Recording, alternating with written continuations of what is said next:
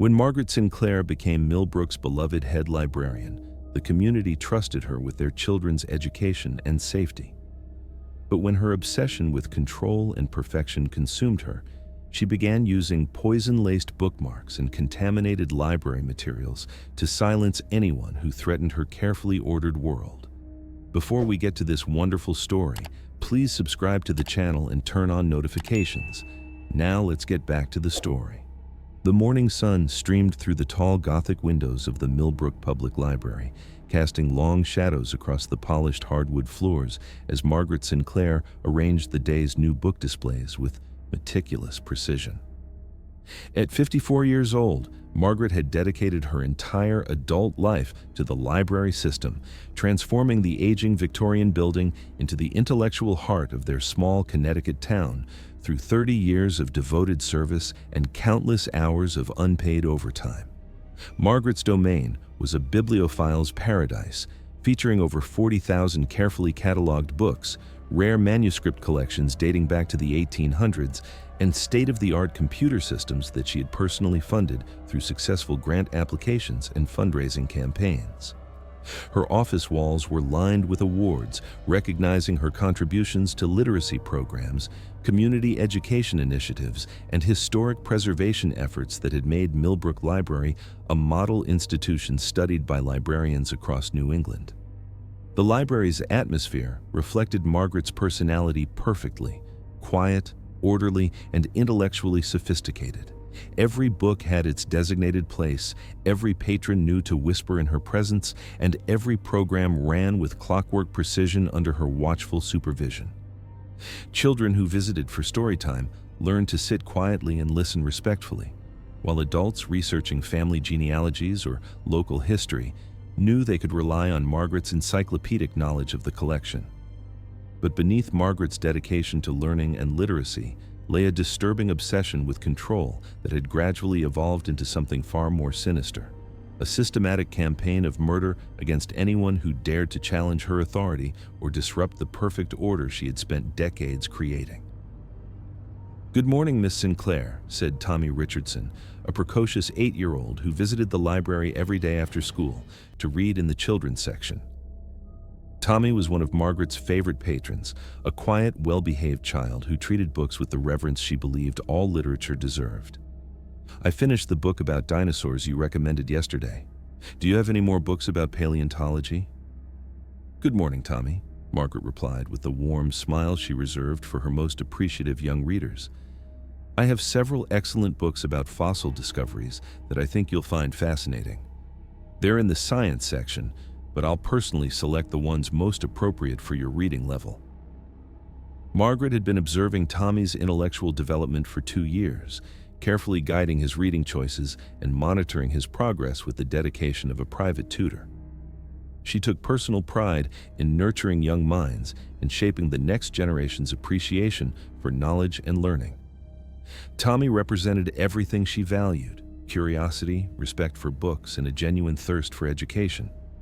What Tommy didn't know was that Margaret had been using him and other favorite patrons as test subjects for her developing expertise in poison administration, gradually building their tolerance to various toxins while eliminating anyone who threatened to interfere with her mentoring relationships.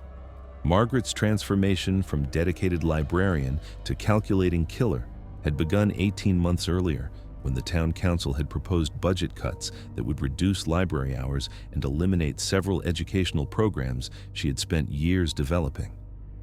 The threat to her life's work had triggered something dark within Margaret's psyche, awakening a ruthless determination to protect her domain by any means necessary. Her first victim had been Councilman Robert Hayes, who had led the campaign for library budget reductions and had publicly questioned the value of spending taxpayer money on outdated institutions in the digital age. Margaret had invited Hayes to a private meeting at the library to discuss potential compromises, during which she had served him coffee laced with digitalis, extracted from the foxglove plants in the library's garden. Hayes had died of apparent heart failure 3 hours after leaving the library, and Margaret had attended his funeral with tears in her eyes, expressing her sorrow at losing such a dedicated public servant. The budget cuts had been quietly abandoned following Hayes's death, as no other council member wanted to continue his controversial campaign against the library. Emboldened by the success of her first murder and the complete absence of suspicion from authorities, Margaret had systematically eliminated 6 additional threats to her library kingdom over the following year. "Miss Sinclair, I need to speak with you about the children's programming," said Dr. Patricia Collins, the elementary school principal, who had become increasingly concerned about Margaret's possessive behavior toward certain students.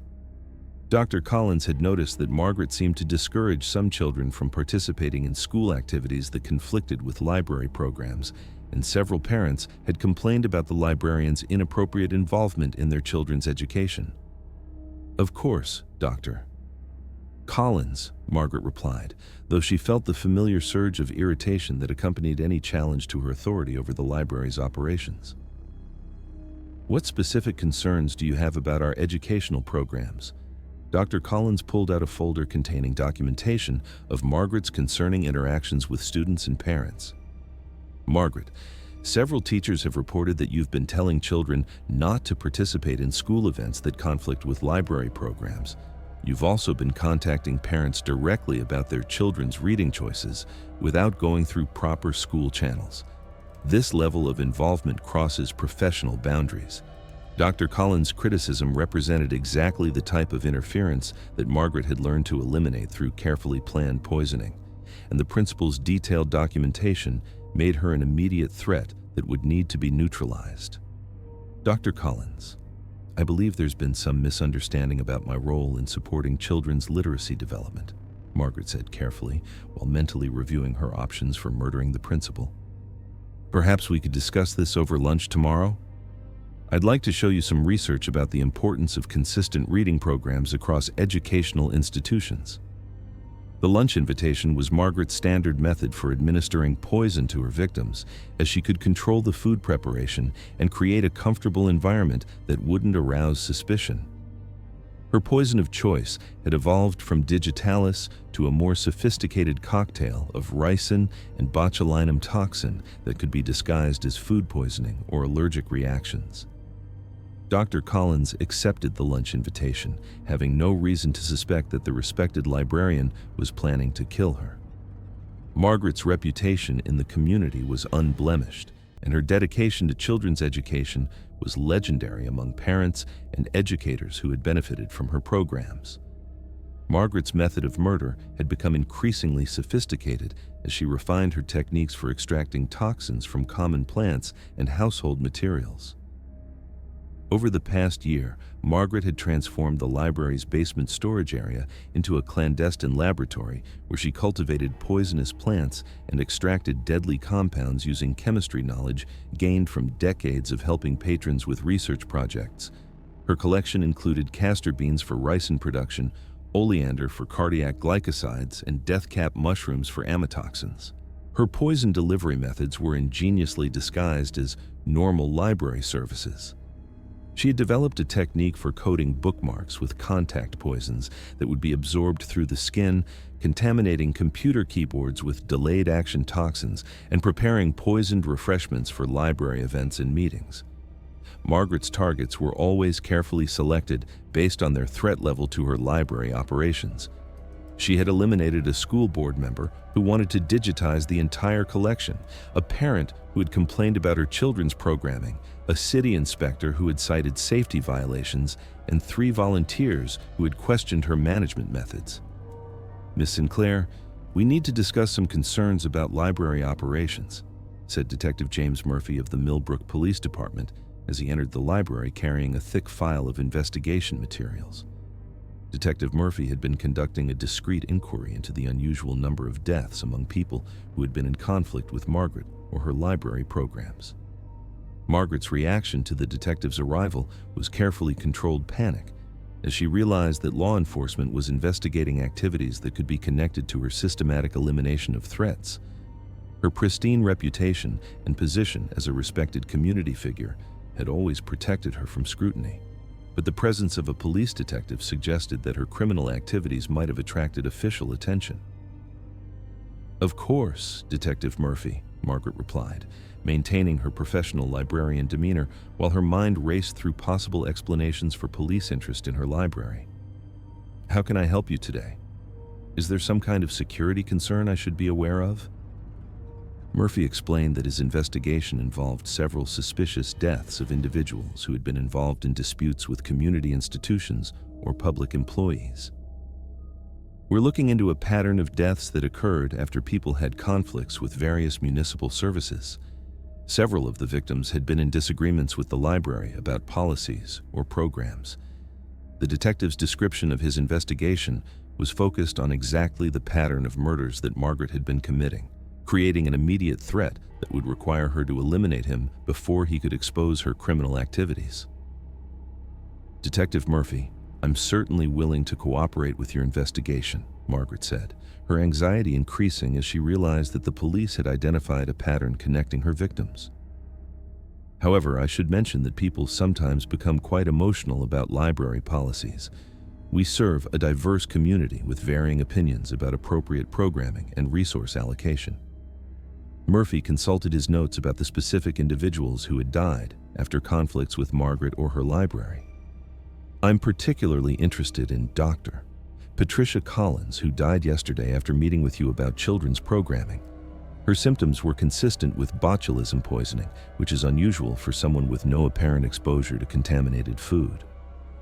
The detective's mention of Dr. Collins's specific cause of death confirmed Margaret's fears that forensic investigators were beginning to identify the actual causes of her victims' deaths, rather than accepting them as natural or accidental fatalities. Margaret's response was swift and calculated as she moved to eliminate the detective using the same poisoning methods that had successfully killed her previous victims.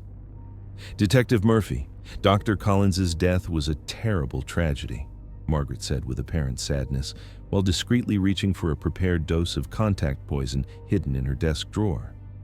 "She was a dedicated educator who cared deeply about children's welfare. Perhaps we could discuss your investigation in my office where we can review any relevant documentation privately?" Murphy agreed to continue their conversation in Margaret's office, unaware that the librarian was leading him into a controlled environment where she could attempt to poison him without being observed by library patrons. The detective's training had taught him to be cautious during investigations, but he had no reason to suspect that a beloved community librarian would attempt to murder a law enforcement officer. As they walked toward Margaret's office, she began implementing the psychological preparation techniques she used before committing murder. "Detective Murphy, I hope you understand that the library serves as a sanctuary for many community members. People sometimes develop very strong emotional attachments to this institution and react poorly when they perceive threats to its mission." Margaret's office was equipped with multiple poison delivery systems that she had developed over months of planning and experimentation. "Detective Murphy, before we begin our discussion, would you like some coffee or tea?" Margaret asked as she guided him into her office overlooking the library's main reading room. "I always keep refreshments available for visitors, and I find that difficult conversations go more smoothly in a comfortable environment." The poisoned refreshments that Margaret was offering contained a lethal dose of aconitine extracted from monkshood plants that grew wild in the woods behind the library.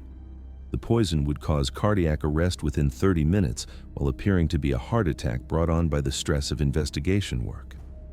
Murphy accepted the offer of coffee, having no idea that Margaret was planning to poison him with the same methods she had used to kill 7 previous victims. His decision to consume the poisoned beverage would have been fatal if not for the unexpected intervention of someone who had been observing Margaret's suspicious behavior. Margaret's carefully planned murder was about to be prevented by the unexpected arrival of someone who had been trained to recognize the signs of systematic poisoning and deliberate contamination. Dr. Sarah Chen, the county medical examiner, had been conducting her own investigation into the unusual cluster of deaths in Millbrook after noticing similarities in the toxicology results of several recent victims. Dr. Chen specialized in forensic toxicology and had developed expertise in identifying cases where natural-seeming deaths might actually be deliberate poisonings. The medical examiner's investigation had been triggered by Dr. Collins's death, which had shown clear evidence of botulinum toxin exposure despite no apparent source of contamination. Dr. Chen had begun reviewing other recent deaths in the area and had discovered a pattern of exotic poisonings that suggested someone with advanced chemistry knowledge was systematically killing people. Dr. Chen had focused her investigation on Margaret Sinclair after discovering that all 8 victims had been in conflict with the library or its head librarian shortly before their deaths. The statistical likelihood of such a concentration being coincidental was essentially zero, suggesting that Margaret was somehow connected to the poisoning deaths. "Miss Sinclair, I'm Dr. Chen from the county medical examiner's office," she announced as she entered Margaret's office, just as the librarian was serving poisoned coffee to Detective Murphy. "I need to speak with you immediately about several suspicious deaths that have been linked to your library." Dr. Chen's unexpected arrival completely disrupted Margaret's murder plan and prevented Detective Murphy from consuming the poisoned coffee that would have killed him within minutes. The medical examiner's training in toxicology had taught her to recognize the signs of deliberate poisoning, and Margaret's behavior clearly indicated that she was attempting to harm the detective. "Dr. Chen, Detective Murphy, I think there's been a serious misunderstanding," Margaret said frantically, realizing that her criminal activities were about to be completely exposed by the combination of the police investigation and the medical examiner's forensic analysis. "I've dedicated my life to serving this community through education and literacy programs." Detective Murphy, whose law enforcement instincts had been triggered by Dr. Chen's urgent intervention, immediately understood that he had been in serious danger from the respected librarian. The detective's training in recognizing criminal behavior made it clear that Margaret had been attempting to poison him during what had appeared to be a routine investigative interview.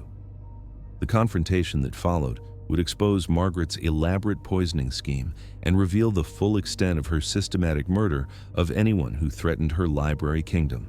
"Miss Sinclair, you're under arrest for attempted murder and suspicion of multiple poisoning deaths," Detective Murphy announced as he drew his service weapon and called for backup assistance. "You have the right to remain silent and the right to have an attorney present during questioning." Margaret's reaction to her arrest was a mixture of dignified resignation and desperate attempts to maintain her professional reputation. "You're making a terrible mistake. I've spent my entire career helping people learn and grow. I would never harm anyone who truly appreciated the value of education and knowledge."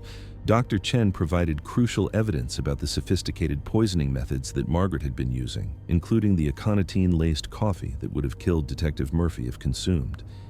The medical examiner's expertise in toxicology became essential for understanding the complex methods Margaret had developed for extracting and administering various plant-based poisons. The investigation that followed Margaret's arrest revealed the full scope of her criminal activities and the sophisticated laboratory she had created in the library's basement. Forensic analysis of Margaret's basement laboratory revealed an extensive collection of poisonous plants and sophisticated chemistry equipment that she had been using to extract and refine various toxins. Her detailed research notes provided evidence of her systematic study of poison effects and her careful planning of each murder to avoid detection. The investigation also uncovered Margaret's comprehensive surveillance system that she had used to monitor potential threats to her library operations. She had been keeping detailed files on community members who criticized her programs or questioned her authority, identifying targets for elimination based on their level of threat to her control. Margaret Sinclair was ultimately convicted of 8 counts of first-degree murder and sentenced to life in prison without the possibility of parole. The conviction shocked the Millbrook community, who had trusted Margaret with their children's education and safety for 3 decades. The revelation that their beloved librarian had been systematically poisoning people who challenged her authority shattered assumptions about the safety of public institutions and the trustworthiness of respected community figures. Tommy Richardson and other children who had been mentored by Margaret required counseling to process the trauma of learning that their trusted librarian had been a killer.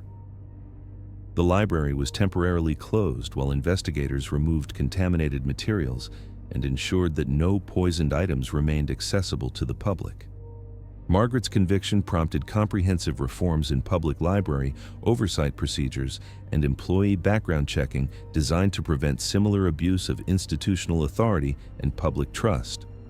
The librarian, who had promised to nurture young minds and preserve knowledge, had instead used her position to commit murder and terrorize anyone who challenged her control. But her crimes had been exposed, and her victims had found justice through the dedication of investigators who refused to accept suspicious deaths as coincidental. Thank you very much for listening. Please let us know what you think of this story in the comments. Don't forget to like the video and subscribe to the channel. Turn on notifications so you don't miss any other videos.